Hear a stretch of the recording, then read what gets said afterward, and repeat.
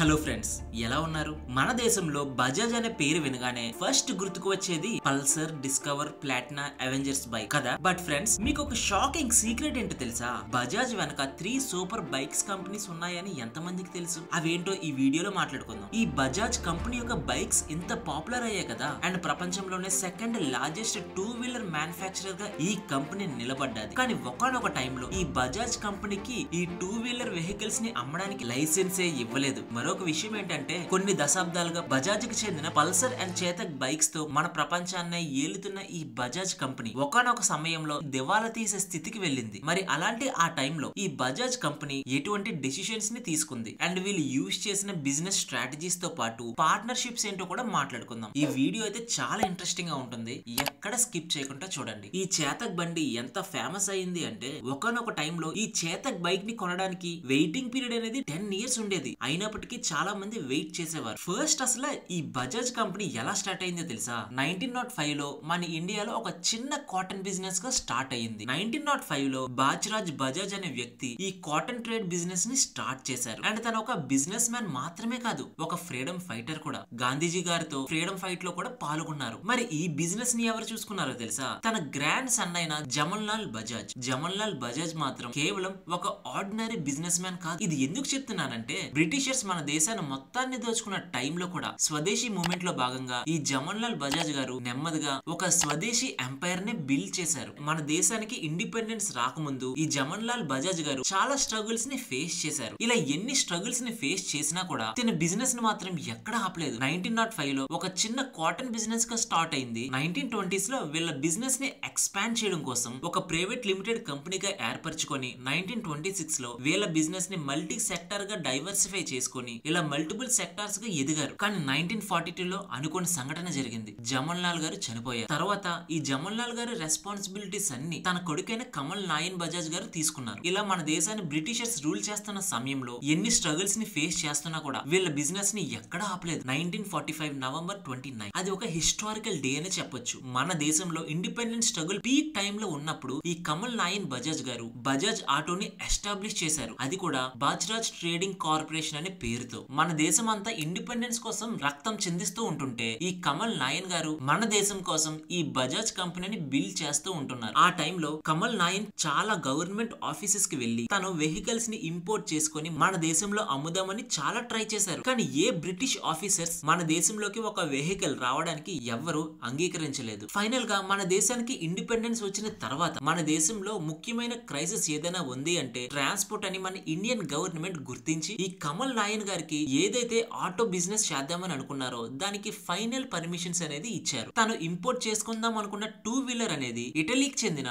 Vespa scooters. ఇక్కడ problem ఏంటంటే, ఈ వెస్పా యొక్క స్కూటర్ డిజైన్ చాలా స్మూత్ గా యూరోపియన్ రోడ్స్ కన్నట్టు తయారు చేశారు. అంటే మన ఇండియన్ రఫ్ కండిషన్స్ కి ఈ వెహికల్ వర్క్ అవ్వదు. సో అప్పుడు ఆ ప్రాబ్లం ని తెలుసుకున్న ఈ కమల్ నాయన్ గారు ఈ వెస్పా స్కూటర్ కి చెందిన పియాగో అనే కంపెనీతో ఈ కమల్ నాయన్ గారు ఒక మ్యానుఫ్యాక్చరింగ్ లైసెన్స్ డీల్ ని చేసుకున్నారు. ఇది మన ఇండియాలోని first successful make in India story. మన దేశంలోకి వెస్పా స్కూటర్ ని ఇంపోర్ట్ చేసుకుంటే చాలా కాస్ట్ అయ్యేది. అలాంటిది మన దేశంలో ఈ వెస్పా మ్యానుఫ్యాక్చర్ చేస్తుంటే చాలా అఫోర్డబుల్ ప్రైస్ కే వచ్చేసింది. కానీ కమల్ నాయన్ గారికి తెలియదు అసలైన ప్రాబ్లమ్స్ ఫ్యూచర్ లో వస్తున్నాయని. అంటే ఈ వెస్పా ప్రైస్ కూడా చూస్తే 1959 లో ఇంపోర్ట్ చేసుకోవాలి అంటే 700 రూపీస్ అయ్యేది. అదే వెహికల్ ని మన దేశంలో మ్యానుఫ్యాక్చర్ చేస్తే మాత్రం 300 to 400 రూపీస్ మాత్రమే ఉండేది. అండ్ వెయిటింగ్ పీరియడ్ కి వస్తే ఇంపోర్ట్ చేసుకునే వెహికల్ కి 6 months ఉంటే మన దేశంలో మ్యానుఫ్యాక్చర్ అయ్యేదానికి 3 months మాత్రమే ఉండేది. అలా 1945 నుంచి 1971 వరకు ఈ పియాగో కంపెనీతో మంచి పార్ట్నర్షిప్ ని ఏర్పరచుకున్నారు. కానీ ఏమైందో ఏంటో, పియాగో సడన్ గా అనౌన్స్ చేసింది, మేము బజాజ్ కంపెనీతో ఎటువంటి పార్ట్నర్షిప్ ఏర్పరచుకోలేమని, మేము ఇండియాలోనే సపరేట్ బిజినెస్ చేయాలి అని అనౌన్స్ చేసింది. ఆ సమయంలో ఈ కంపెనీని చూసుకునేది కమల్ నాయన్ గారు కాదు, తన కొడుకైన రాహుల్ బజాజ్ గారు. ఈ జమన్ లాల్, కమల్ నాయన్, రాహుల్ వీళ్ళ పేరు చెప్తున్నానని మీరు ఏమైనా కన్ఫ్యూజ్ అవుతున్నారా? ఈ ట్రీ గ్రాఫ్ ని చూడండి, మీకు క్లియర్ గా ఎవరెవరు ఏం చేశారు అనేది అర్థమవుతుంది. తిను జమన్ లాల్ బజాజ్ గారు, తన కొడుకైన కమల్ లాల్ నాయన్ బజాజ్ మోటార్ బిజినెస్ ని స్టార్ట్ చేశారు. దాని తర్వాత 1965 నుంచి తన కొడుకైన రాహుల్ బజాజ్ గారు ఈ బిజినెస్ యొక్క ఆపరేషన్స్ ని చూసుకుంటూ ఉంటున్నారు. ఇప్పుడు కమింగ్ టు పాయింట్, 1971 లో ఏదైతే ఈ పియాగో కంపెనీ పార్ట్నర్షిప్ ని బ్రేక్ చేసిందో ఆ సమయంలో ఉన్న ఈ రాహుల్ బజాజ్ గారు చాలా పెద్ద ప్రాబ్లమ్స్ ని ఫేస్ చేశారు. అప్పుడు తనకి ఉన్నది రెండే ఆప్షన్స్. ఒక ఆప్షన్ ఈజీ వే, మరొక ఆప్షన్ డిఫికల్ట్ వే. ఈజీ వే ఏంటో తెలుసా? వాళ్ళు మరొక ఫారెన్ పార్ట్నర్స్ ని వెతుక్కోవడం. సెకండ్ ఆప్షన్ డిఫికల్ట్ వే ఏంటో తెలుసా? వాళ్ళ స్కూటర్స్ ని స్క్రాచ్ నుంచి బిల్డ్ చేయడం. రాహుల్ గారు డిఫికల్ట్ పాత్ ని ఎంచుకొని ఒక ఇండియన్ స్టోరీని క్రియేట్ చేశారు. 1972లో పియాగో కంపెనీ పార్ట్నర్షిప్ ని బ్రేక్ చేసిన 1 ఇయర్ లోనే, అంటే 1972లో చేతక్ బైక్ ని లాంచ్ చేసింది. మరి అలాంటి ఈ చేతక్ సక్సెస్ స్టోరీ గురించి చెప్పక్కర్నే లేదు. వీళ్ళ రోబస్ట్ డిజైన్ కానివ్వండి, అఫోర్డబుల్ ప్రైస్ కానివ్వండి, అండ్ వీళ్ళ ఎమోషనల్ మార్కెటింగ్ గాని ప్రతిదీ సక్సెస్ఫుల్ గానే నడిచింది. ఒక కస్టమర్ ఏమని చెప్పాడో తెలుసా? మా నాన్నగారు 1975 లో తీసుకున్న ఈ చేతక్ బండి 1990s వరకు సింగిల్ మేజర్ రిపేర్ కూడా రాలేదని చెప్పారు. మన దేశంలో ఉన్న పాట్ హోల్స్, రెయిన్, డస్ట్, ఇలా రఫ్ రోడ్స్ లో కూడా ప్రతి చోట ఈ బైక్ అనేది చాలా స్మూత్ గా హ్యాండిల్ అయ్యేది అని చెప్పారు. అప్పటి వరకు ఉన్న వెహికల్స్ తో కంపేర్ చేస్తే ఈ చేతక్ బైక్ అనేది కొంచెం అఫోర్డబుల్ ప్రైస్ గానే దొరికేది. అండ్ వీళ్ళ ఎమోషనల్ మార్కెటింగ్ స్ట్రాటజీ ఏంటో తెలుసా? హమారా బజాజ్ అనేది స్లోగన్ కంటే చాలా ఫేమస్ అయింది. అది ఒక ఫ్యామిలీ ఐడెంటిటీగా కూడా మారింది. వీళ్ళు చేసిన యాడ్స్ లో ఫ్యామిలీ బాండింగ్, ప్రైడ్, ప్రాస్పెరిటీ ప్రతి దానిని కనెక్ట్ చేస్తూ మార్కెటింగ్ చేస్తూ ఉండేవారు. ఫ్రెండ్స్, మీరైతే ఈ పని చేస్తారో లేదో ఒకసారి కామెంట్ సెక్షన్ లో కామెంట్ చేయండి. ప్రతి నెల మీకు వస్తున్న శాలరీ నుంచి ఎంతో కొంత మనీని సేవ్ చేసి ఒక బైక్ ని కొనడానికి వెళ్తారా? ఇంకా అవ్వలేదు, ఆ బైక్ ని డెలివరీ చేయడానికి 10 ఇయర్స్ పడుతుంది అన్నా కూడా మీరు కొంటారా? కామెంట్ సెక్షన్ లో కామెంట్ చేయండి. ఒకనొక టైంలో ఈ చేతక్ స్కూటర్ డెలివరీ అవ్వడానికి కూడా దాదాపుగా 10 ఇయర్స్ పట్టేది. అండ్ ఇదనే కాదు, అప్పట్లో ఈ చేతక్ బైక్ కి ఎంత డిమాండ్ ఉండేదో తెలుసా? ఈ బైక్ వల్ల మ్యారేజెస్ డిలే అయ్యేవి, పెళ్లి ఫిక్స్ అయ్యేది ఓకే, కానీ డౌరీ విషయంలో మాత్రం ఫస్ట్ చేతక్ రావాలి అని అనేవారు. పెళ్లిలో కూడా ఈ చేతక్ డిమాండ్ అలా ఉండేది. అండ్ ఫ్యామిలీ మొత్తం ఎక్కడికైనా వెళ్ళాలి అంటే ఇప్పుడైతే కార్స్ లో వెళ్తున్నారు, కానీ అప్పట్లో ఈ చేతక్ బైక్ ఒక రెవల్యూషన్ అనే చెప్పొచ్చు. 1975 లో ఈ చేతక్ బైక్ కి 50,000 యూనిట్స్ అనేది డిమాండ్ గా ఉంటే కేవలం 8,000 యూనిట్స్ మాత్రమే మ్యానుఫ్యాక్చర్ చేశారు. అంటే 1975 లోనే ఈ చేతక్ బైక్ రావాలి అంటే 6 ఇయర్స్ వెయిటింగ్ పీరియడ్ ఉండేది. 1980లో డిమాండ్ అనేది 1,20,000 ఉంటే ప్రొడక్టివిటీ మాత్రం కేవలం 15,000 మాత్రమే ఉండేది. 1985 కి ఈ చేతక్ బైక్ యొక్క వెయిటింగ్ పీరియడ్ అనేది 10 ఇయర్స్ కి వచ్చింది. 1990లో 1,80,000 డిమాండ్ ఉంటే కేవలం 25,000 మాత్రమే మ్యానుఫ్యాక్చర్ చేశారు. మరొక ఇంట్రెస్టింగ్ విషయం ఏంటంటే అప్పట్లో అంత డిమాండ్ ఉంది కాబట్టి సెకండ్ హ్యాండ్ చేతక్ బైక్ ఏదైతే ఉందో అదే షోరూమ్ లో ఉన్న చేతక్ బైక్ కంటే ఎక్కువ కాస్ట్ ఉండేది. అలా 1990 వరకు ఈ చేతక్ కి ఎటువంటి కాంపిటీషన్ లేదు. కానీ ఒకప్పుడు ఏదైతే డిజైన్ ప్రతి ఒక్కరికి నచ్చిందో అదే డిజైన్ లో కస్టమర్స్ ఫ్లాస్ ని చూశారు. ఈ డిజైన్ ప్రతి ఒక్కరికి ఒకలా ఉండేది కాదు. ఒకే వైపు ఇంజిన్ ఉండడం వల్ల చాలా మందికి బ్యాలెన్సింగ్ అనేది ఇబ్బందిగా ఉండేది. కానీ 1992లో లిబరలైజేషన్ లో భాగంగా విదేశీ కంపెనీస్ ఏవైతే ఉన్నాయో అవన్నీ మన దేశానికి వచ్చి చాలా బిజినెసెస్ ని స్టార్ట్ చేశాయి. అందులోనే జపాన్ కి చెందిన కొన్ని companies Yamaha RX100, hero Honda CD100, TVS Suzuki, ఇలా చాలా కంపెనీస్ ఈ చేతక్ కి కాంపిటీషన్ గా వచ్చాయి. సడన్ గా స్కూటర్స్ కి డిమాండే పోయింది. యూత్ అంతా కొత్త ట్రెండ్ ని కోరుకున్నారు. RX100 కానివ్వండి, CD100 కానివ్వండి, ఎంత ఫేమస్ అయిందో మనందరికీ తెలుసు. వీళ్ళ మేజర్ కాంపిటేటర్ ఎవరో తెలుసా? Hero Honda. మీలో ఎంత మందికి తెలుసు ఈ హీరో అండ్ హోండా వేరే వేరే కంపెనీస్ అని? ఒకనొక టైంలో కలిసున్న ఈ రెండు కంపెనీస్ ఎలా విడిపోయాయి, విడిపోయాక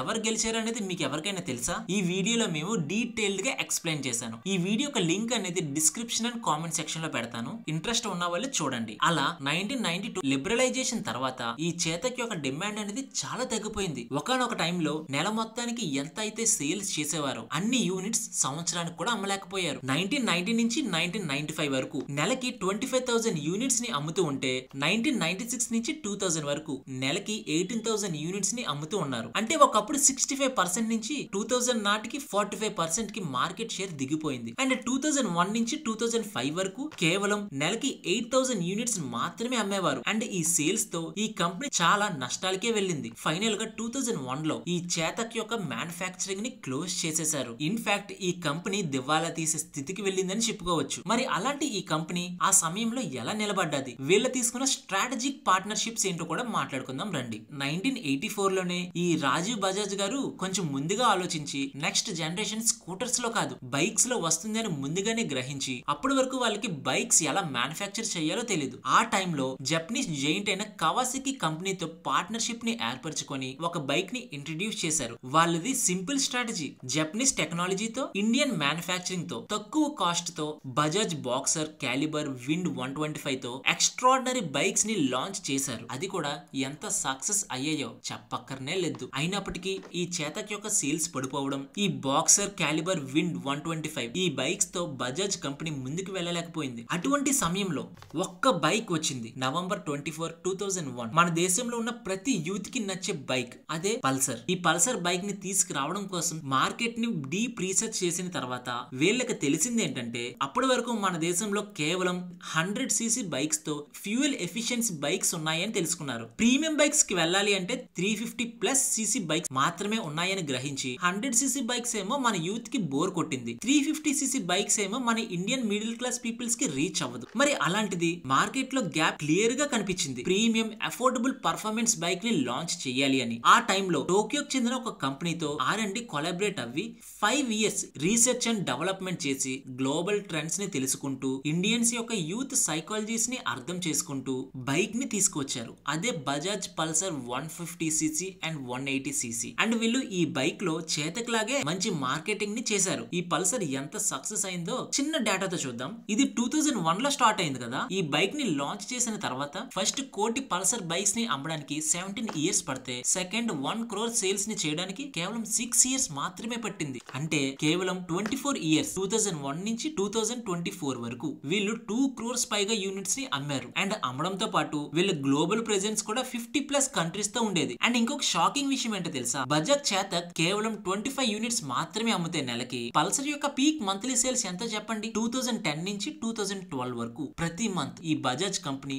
86,000 బజాజ్ యూనిట్స్ ని అమ్ముతూ ఉండేది. అండ్ ఈ కంపెనీ అక్కడతో ఆగలేదు. 2006 లో ప్లాటినాని లాంచ్ చేసి టాప్ మైలేజ్ కోసం డిఫరెంట్ సిగ్మెంట్ ఆఫ్ కస్టమర్స్ ని అట్రాక్ట్ చేశారు. ఇప్పుడు వరకు ఈ బజాజ్ కంపెనీ తయారు చేసిన boxer, calibre, win 125, Pulsar, Platina గురించి మాత్రమే మాట్లాడుకున్నాం కదా. ఇప్పుడు వీళ్ళ కాంపిటేటర్స్ వారి గురించి తెలుసుకుందాం. ముఖ్యంగా హీరో హోండా. వీళ్ళు తయారు చేసిన స్ప్లెండర్ ఏదైతే ఉందో, fill it, shut it, forgot it, ఆ స్లోగన్ తో ఆ హీరో హోండా బైక్ ఎంత సక్సెస్ అయిందో ఈ వీడియోలో మనం మాట్లాడుకున్నాం కదా. ఈ హీరో హోండాకి మార్కెట్ షేర్ అనేది 60% ఉండేది. ఈ బజాజ్ కూడా ఈ హీరో హోండా పెట్టిన స్లోగన్ కి కౌంటర్ స్ట్రాటజీ కూడా ఇచ్చింది. మీరు మాస్ మార్కెటింగ్ చేసుకోండి, మేము మాత్రం ప్రజల యొక్క మనసుని దోచుకుంటాం, అది కూడా మా పర్ఫార్మెన్స్ తోని అని ఈ బజాజ్ కంపెనీ కౌంటర్ స్ట్రైక్ ని ఇచ్చింది. 100cc బైక్స్ ఉన్నాయి, 350cc బైక్స్ ఉన్నాయి అని ప్రీవియస్ గా మాట్లాడుకున్నాం కదా. ఈ రాజీవ్ గారు 150cc బైక్ ని లాంచ్ చేసి 100cc బైక్స్ కి కాంపిటీషన్ గా వచ్చారు కదా. ఇప్పుడు 350cc బైక్స్ కి ఎలా వచ్చారో మాట్లాడుకుందామా. ఈ బైక్స్ లో ప్రీమియం సిగ్మెంట్ ని డామినేట్ చేయడం కోసం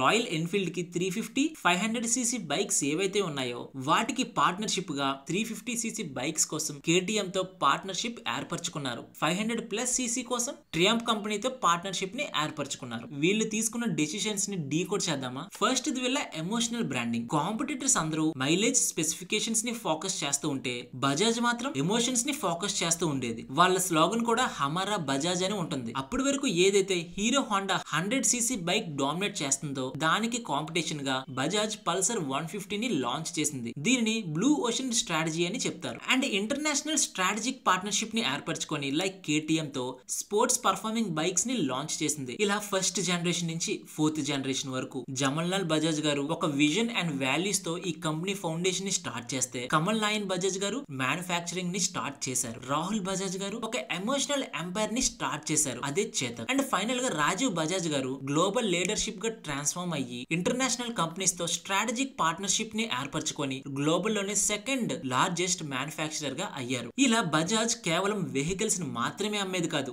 డ్రీమ్స్, ఎమోషన్స్, ఐడెంటిటీ, ఇలా ప్రతి దానిని హమారా బజాజ్ అనే పేరుతో మన ఇండియన్ ప్రజలకి గూస్ బంప్స్ ని తెస్తూ వెహికల్స్ ని అమ్ముతూ ఉండేది. ఆస్ట్రియాకి చెందిన KTM కానివ్వండి, జపాన్ కి చెందిన కావాసాకి కానివ్వండి, అండ్ బ్రిటన్ కి చెందిన ట్రంప్ కంపెనీ కానివ్వండి. ఒక కంపెనీ నుంచి టెక్నాలజీ రెవల్యూషన్ తీసుకొస్తే మరొక కంపెనీ నుంచి పర్ఫార్మెన్స్ ని తీసుకొచ్చింది, అండ్ మరొక కంపెనీ నుంచి హెరిటేజ్ ని తీసుకొచ్చింది. ఇవన్నీ ఎవరికి సాధ్యం చెప్పండి. ఈ బజాజ్ బిజినెస్ కేస్ స్టడీలో మీకు నచ్చిందేంటి? అండ్ మీ ఇంట్లో ఎవరికైనా బజాజ్ ఎమోషనల్ స్టోరీ ఉందా? And next A business case study చేయమంటారు? కామెంట్ సెక్షన్ లో కామెంట్ చేయండి. మీ ఫ్రెండ్స్ అండ్ ఫ్యామిలీ మెంబర్స్ కి ఈ ఇంక్రెడిబుల్ స్టోరీని షేర్ చేయడం మర్చిపోకండి.